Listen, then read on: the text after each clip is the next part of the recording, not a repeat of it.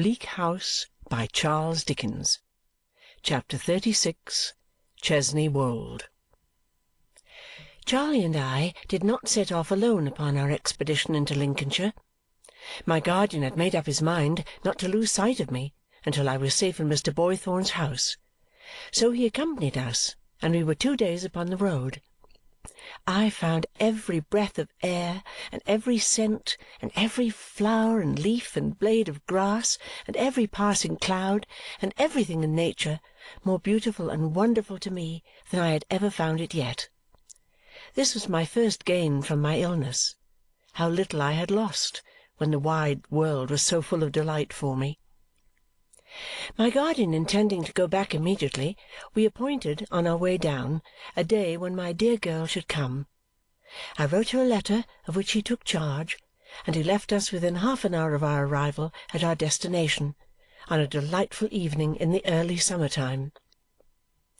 If a good fairy had built the house for me with a wave of her wand, and I had been a princess and her favoured godchild, I could not have been more considered in it.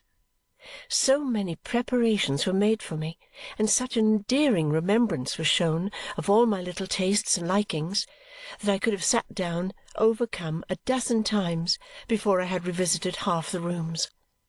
I did better than that, however, by showing them all to Charley instead. Charley's delight calmed mine, and after we had had a walk in the garden, and Charley had exhausted her whole vocabulary of admiring expressions, I was as tranquilly happy as I ought to have been. It was a great comfort to be able to say to myself after tea, "Esther, my dear, I think you are quite sensible enough to sit down now and write a note of thanks to your host." He had left a note of welcome for me, as sunny as his own face, and had confided his bird to my care, which I knew to be his highest mark of confidence. Accordingly, I wrote a little note to him in London, telling him how all his favourite plants and trees were looking, and how the most astonishing of birds had chirped the honours of the house to me in the most hospitable manner, and how, after singing on my shoulder, to the inconceivable rapture of my little maid, he was then at roost in the usual corner of his cage, but whether dreaming or no, I could not report. My note finished and sent off to the post, I made myself very busy in unpacking and arranging, and I sent Charley to bed in good time and told her I should want her no more that night.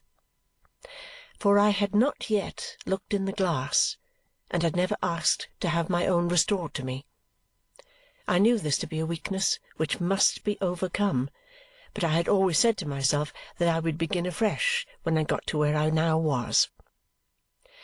Therefore I had wanted to be alone, and therefore I said, "Now alone in my own room, Esther, if you are to be happy, if you are to have any right to pray, to be true-hearted, you must keep your word, my dear." I was quite resolved to keep it, but I sat down for a little while first to reflect upon all my blessings, and then I said my prayers and thought a little more. My hair had not been cut off, though it had been in danger more than once. It was long and thick.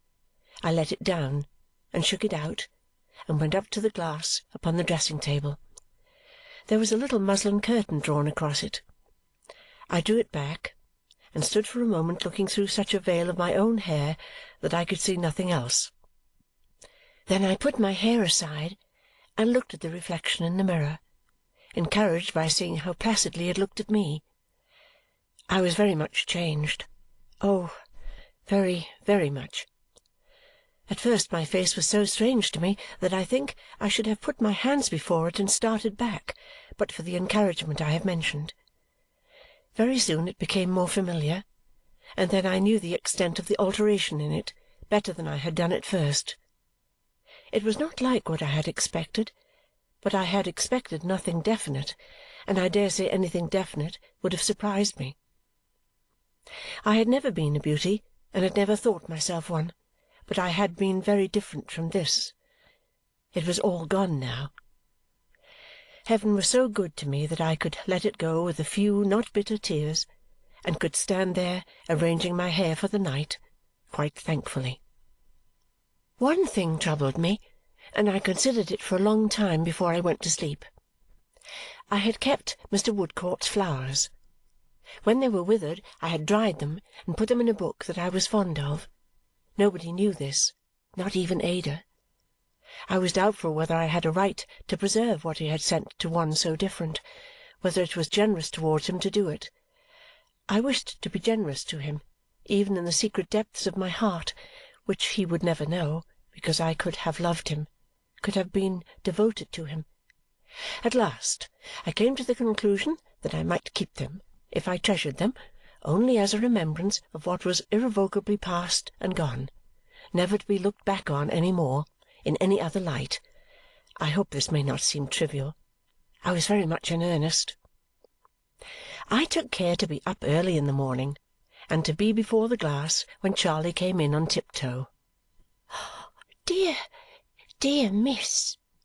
cried Charley, starting. "Is that you?" "Yes, Charley," said I, quietly putting up my hair, "and I am very well indeed, and very happy." I saw it was a weight off Charley's mind, but it was a greater weight off mine. I knew the worst now and was composed to it.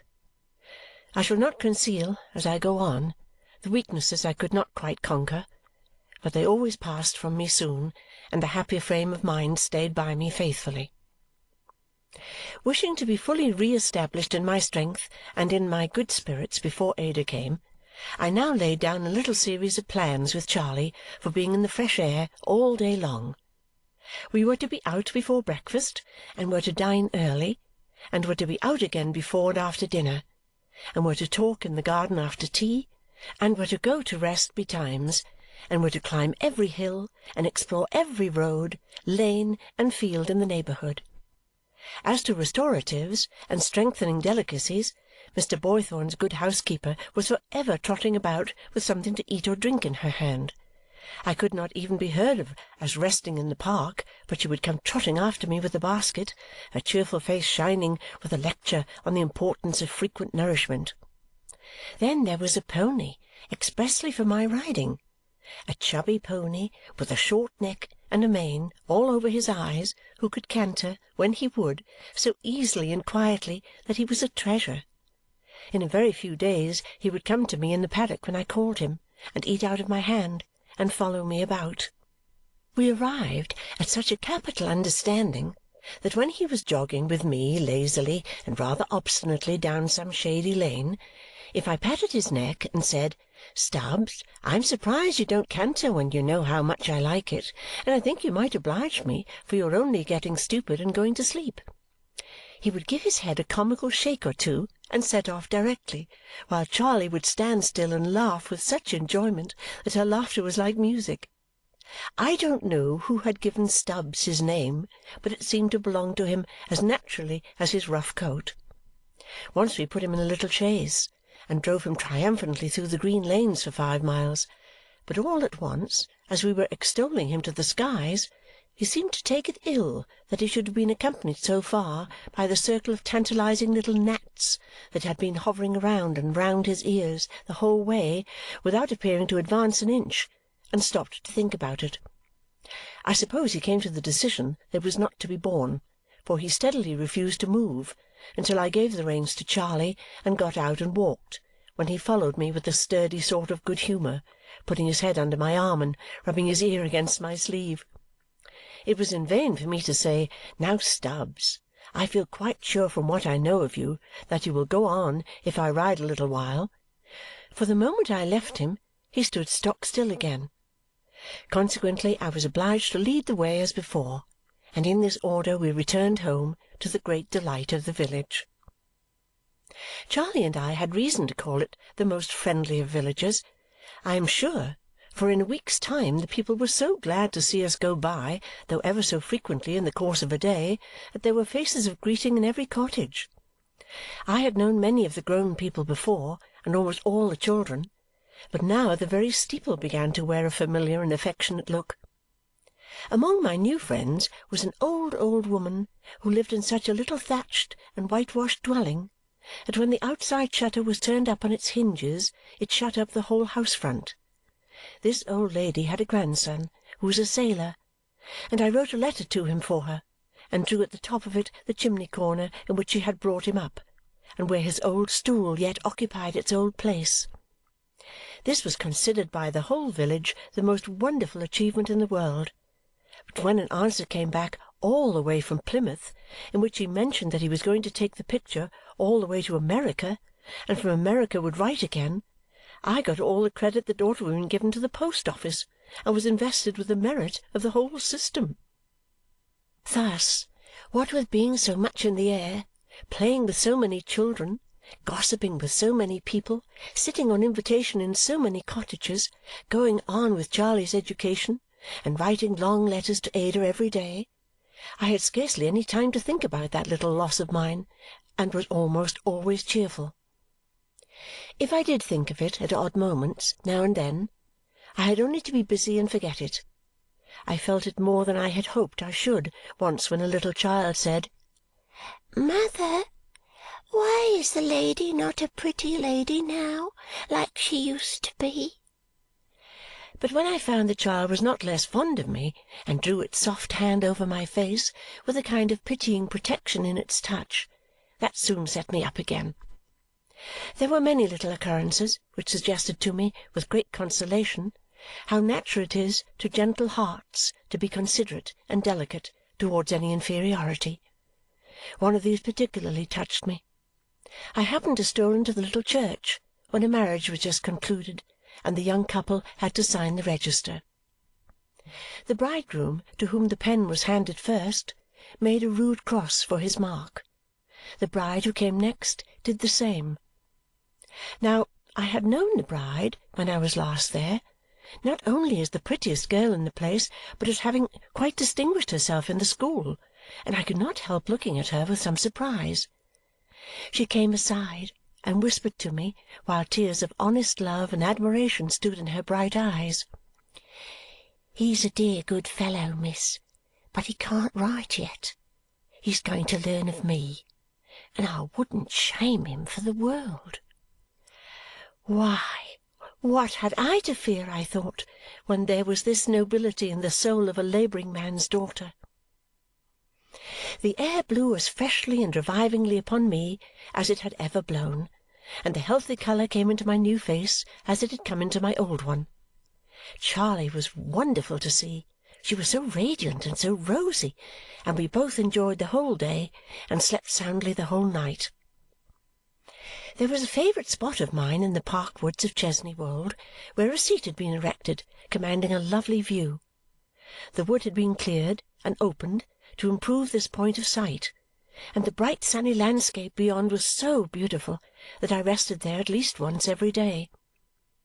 A picturesque part of the hall, called the Ghost's Walk, was seen to advantage from this higher ground, and the startling name, and the old legend in the Dedlock family, which I had heard from Mr. Boythorn accounting for it, mingled with the view and gave it something of a mysterious interest in addition to its real charms. There was a bank here, too, which was a famous one for violets, and as it was a daily delight of Charley's to gather wild flowers, she took as much to the spot as I did. It would be idle to inquire now why I never went close to the house or never went inside it. The family were not there, I had heard on my arrival, and were not expected. I was far from being incurious or uninterested about the building. On the contrary, I often sat in this place wondering how the rooms ranged and whether any echo like a footstep really did resound at times, as the story said, upon the lonely Ghost's Walk. The indefinable feeling with which Lady Dedlock had impressed me may have had some influence in keeping me from the house even when she was absent. I am not sure. Her face and figure were associated with it naturally, but I cannot say that they repelled me from it, though something did. For whatever reason or no reason, I had never once gone near it, down to the day at which my story now arrives. I was resting at my favourite point after a long ramble, and Charley was gathering violets at a little distance from me. I had been looking at the Ghost's Walk, lying in a deep shade of masonry afar off, and picturing to myself the female shape that was said to haunt it, when I became aware of a figure approaching through the wood. The perspective was so long and so darkened by leaves, and the shadows of the branches on the ground made it so much more intricate to the eye, that at first I could not discern what figure it was. By little and little it revealed itself to be a woman's, a lady's, Lady Dedlock's. She was alone, and coming to where I sat with a much quicker step, I observed to my surprise, than was usual with her. I was fluttered by her being unexpectedly so near. She was almost within speaking distance before I knew her, and would have risen to continue my walk. But I could not. I was rendered motionless. Not so much by her hurried gesture of entreaty, not so much by her quick advance and outstretched hands, not so much by the great change in her manner and the absence of her haughty self-restraint, as by a something in her face that I had pined for and dreamed of when I was a little child, something I had never seen in any face, something I had never seen in hers before. Her dread and faintness fell upon me, and I called to Charley. Lady Dedlock stopped upon the instant and changed back almost to what I had known her. "Miss Summerson, I am afraid I have startled you," she said, now advancing slowly. "You can scarcely be strong yet. You have been very ill, I know. I have been much concerned to hear it." I could no more have removed my eyes from her pale face than I could have stirred from the bench on which I sat. She gave me her hand, and its deadly coldness, so at variance with the enforced composure of her features, deepened the fascination that overpowered me. I cannot say what was in my whirling thoughts. "You are recovering again?" she asked kindly. "I was quite well but a moment ago, Lady Dedlock." "Is this your young attendant?" "Yes."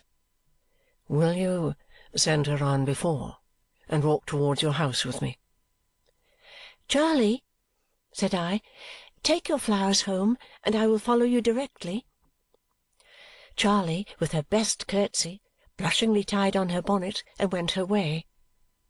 When she was gone, Lady Dedlock sat down on the seat beside me. I cannot tell in any words what the state of my mind was when I saw in her hand my handkerchief with which I had covered the dead baby. I looked at her, but I could not see her, I could not hear her, I could not draw my breath. The beating of my heart was so violent and wild that I felt as if my life were breaking from me.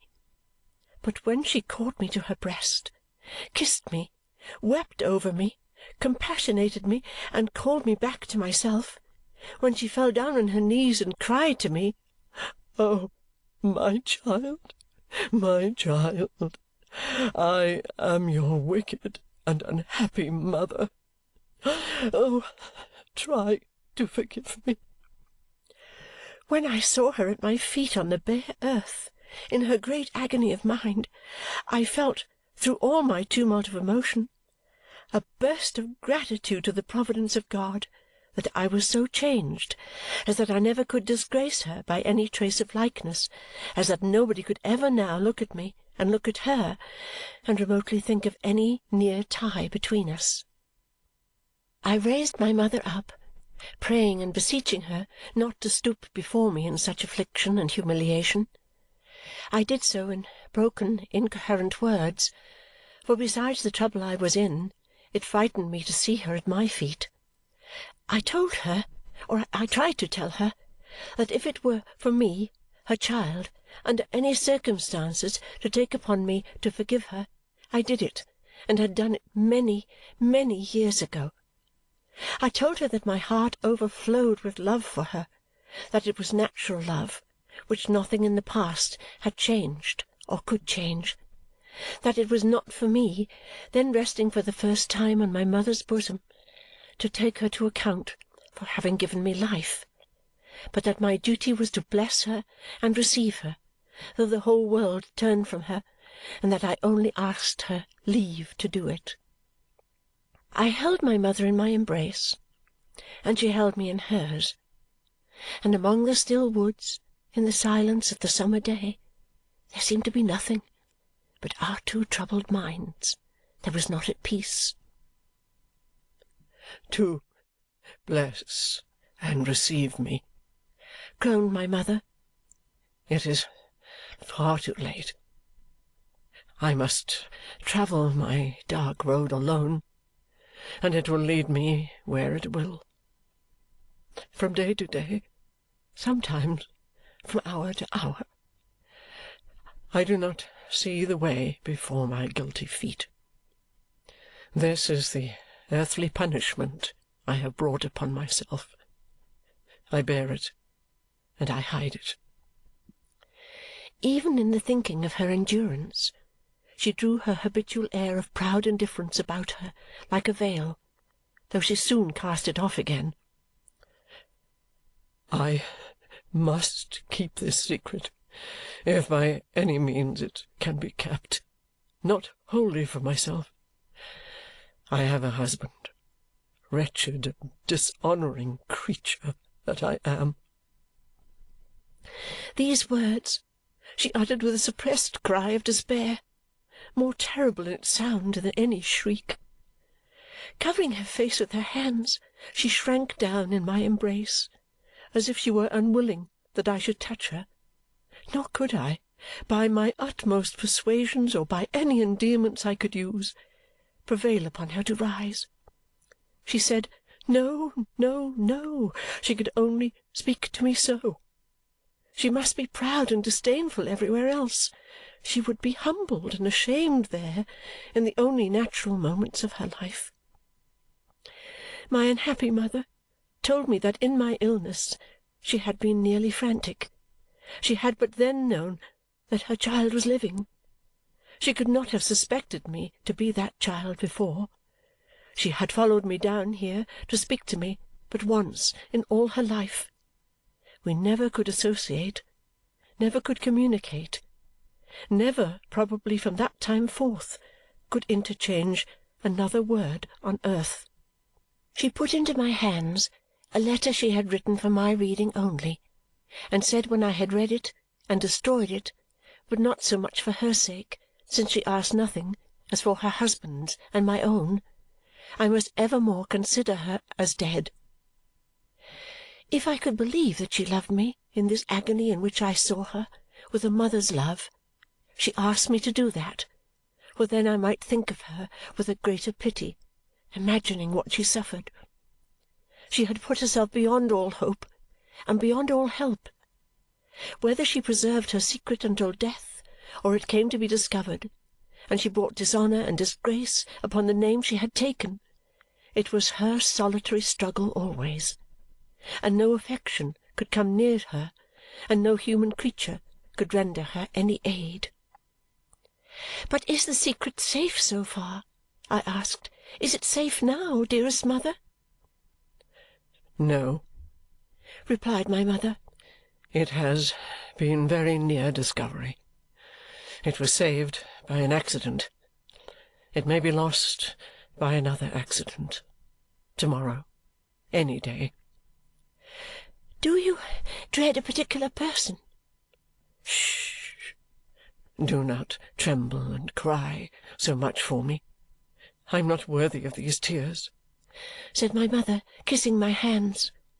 "I dread one person very much." "An enemy?" "Not a friend. One who is too passionless to be either. He is Sir Leicester Dedlock's lawyer, mechanically faithful, without attachment, and very jealous of the profit, privilege, and reputation of being master of the mysteries of great houses." "Has he any suspicions?" "Many." "Not of you?" I said, alarmed. "Yes. He is always vigilant, and always near me. I may keep him at a standstill, but I can never shake him off." "Has he so little pity or compunction?" "He has none, and no anger. He is indifferent to everything but his calling. His calling is the acquisition of secrets and the holding possession of such power as they give him, with no sharer or opponent in it. Could you trust in him? I shall never try. The dark road I have trodden for so many years will end where it will. I follow it alone to the end, whatever the end be. It may be near, it may be distant. While the road lasts, nothing turns me. Dear mother, are you so resolved? I am resolved. I have long outbidden folly with folly, pride with pride, scorn with scorn, insolence with insolence, and have outlived many vanities with many more. I will outlive this danger and outdie it if I can. It has closed around me almost as awfully as if these woods of Chesney Wold had closed around the house. But my course through it is the same. I have but one. I can have but one. Mr. Jarndyce, I was beginning, when my mother hurriedly inquired, Does he suspect? No, said I. No, indeed. Be assured that he does not. And I told her what he had related to me as his knowledge of my story. But he is so good and sensible, said I, that perhaps if he knew. My mother, who until this time had made no change in her position, raised her hand up to my lips and stopped me. Confide fully in him, she said after a little while. You have my free consent. A small gift from such a mother to her injured child. But do not tell me of it. Some pride is left in me, even yet. I explained, as nearly as I could then or can recall now, for my agitation and distress throughout were so great that I scarcely understood myself, though every word that was uttered in the mother's voice, so unfamiliar and so melancholy to me, which in my childhood I had never learned to love and recognized, had never been sung to sleep with, had never heard a blessing from, had never had a hope inspired by, made an enduring impression on my memory. I say I explained, or tried to do it, how I had only hoped that Mr. Jarndyce, who had been the best of fathers to me, might be able to afford some counsel and support to her. But my mother answered no. It was impossible. No one could help her. Through the desert that lay before her, she must go alone. My child, she said, for the last time, these kisses for the last time, these arms upon my neck for the last time. We shall meet no more. To hope to do what I seek to do, I must be what I have been so long. Such is my reward and doom. If you hear of Lady Dedlock, brilliant, prosperous, and flattered, think of your wretched mother, conscience-stricken underneath that mask. Think that the reality is in her suffering, in her useless remorse, in her murdering within her breast the only love and truth of which it is capable. And then forgive her, if you can, and cry to heaven to forgive her, which it never can. We held one another for a little space yet, but she was so firm that she took my hands away and put them back against my breast, and with a last kiss as she held them there, released me and went from me into the wood. I was alone and calm and quiet. Below me in the sun and shade lay the old house, with its terraces and turrets, on which there had seemed to me to be such complete repose when I first saw it, but which now looked like the obdurate and unpitying watcher of my mother's misery. Stunned as I was, as weak and helpless at first as I had ever been in my sick chamber, the necessity of guarding against the danger of discovery or even of the remotest suspicion, did me service. I took such precautions as I could to hide from Charley that I had been crying, and I constrained myself to think of every sacred obligation that there was upon me to be careful and collected. It was not a little while before I could succeed, or could even restrain bursts of grief. But after an hour or so, I was better, and felt that I might return. I went home very slowly, and told Charley, whom I found at the gate looking for me, that I had been tempted to extend my walk after Lady Dedlock had left me, and that I was overtired and would lie down. Safe in my own room, I read the letter. I clearly derived from it, and that was much then, that I had not been abandoned by my mother. Her elder and only sister, the godmother of my childhood, discovering signs of life in me when I had been laid aside as dead, had in her stern sense of duty, with no desire or willingness that I should live, reared me in rigid secrecy and had never again beheld my mother's face from within a few hours of my birth. So strangely did I hold my place in this world that until within a short time back I had never, to my own mother's knowledge, breathed, had been buried, had never been endowed with life, had never borne a name. When she had first seen me in the church, she had been startled, and had thought of what would have been like me if it had ever lived, and had lived on. But that was all then. What more the letter told me needs not to be repeated here.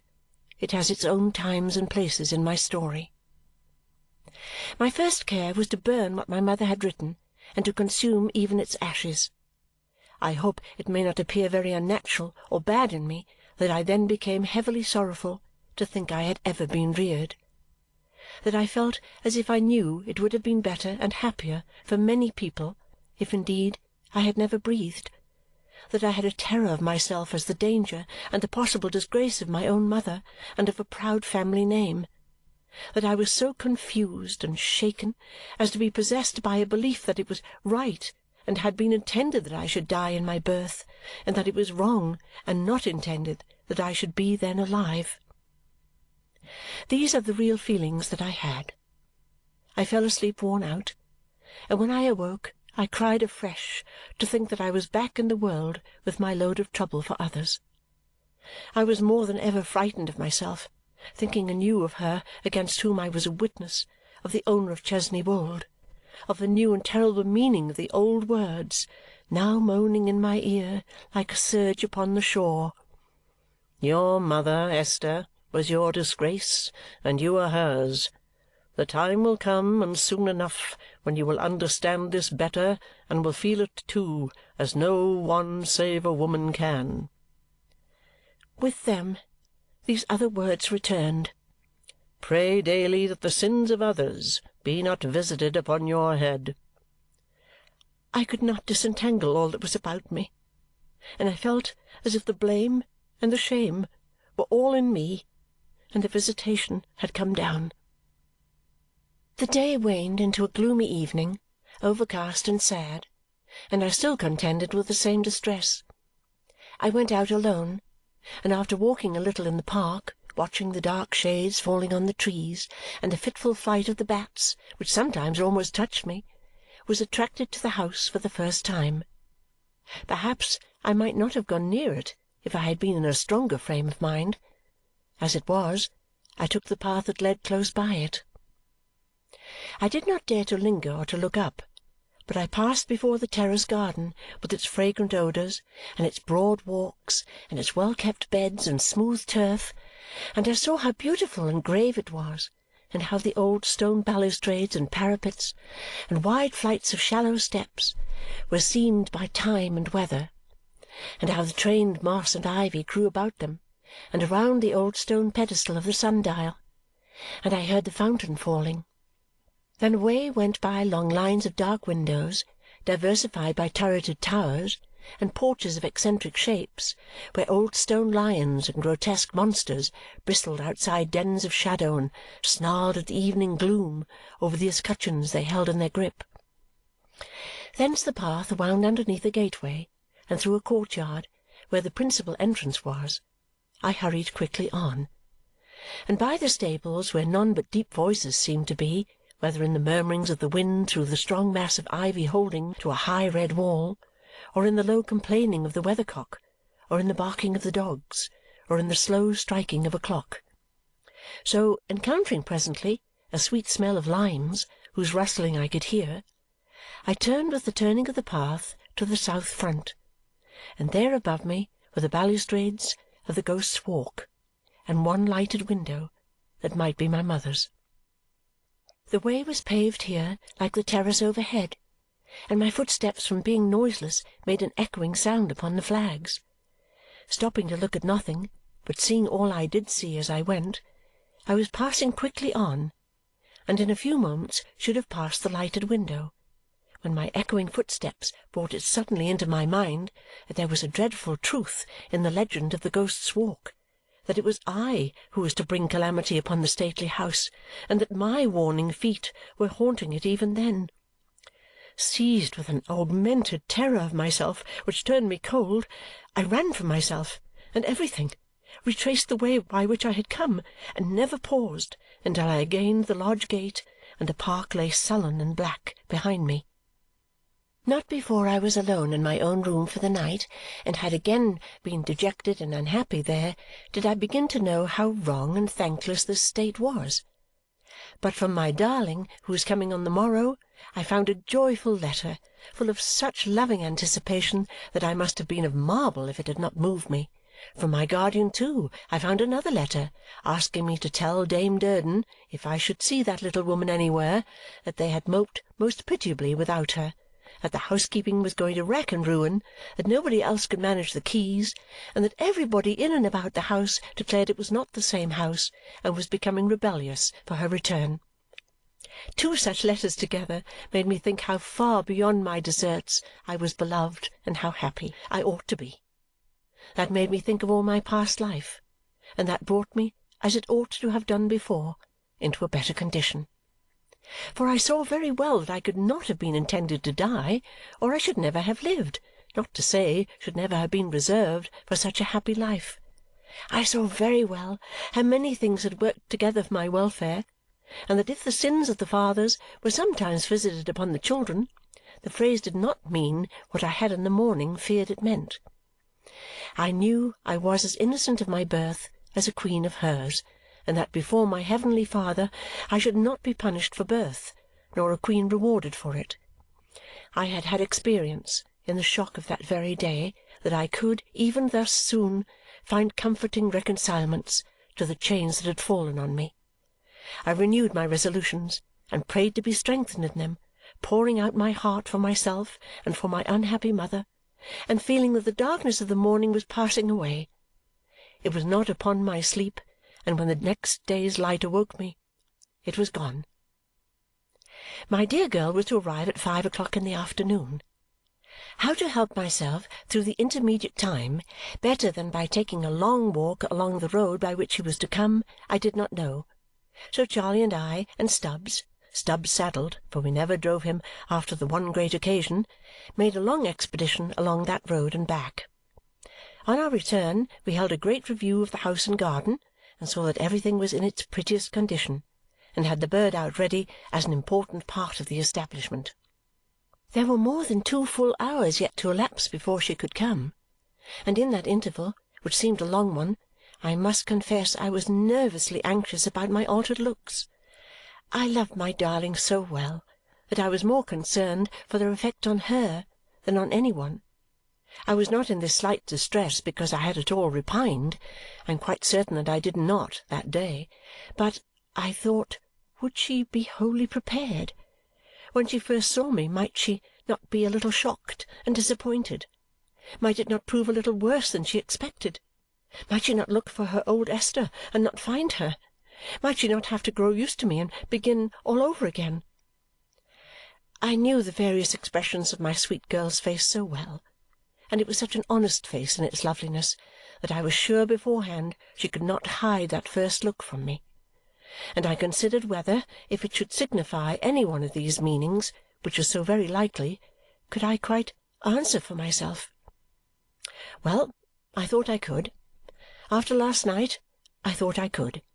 But to wait and expect and think was such bad preparation that I resolved to go along the road again and meet her. So I said to Charley, "Charley, I will go by myself and walk along the road until she comes." Charley highly approving of anything that pleased me, I went and left her at home.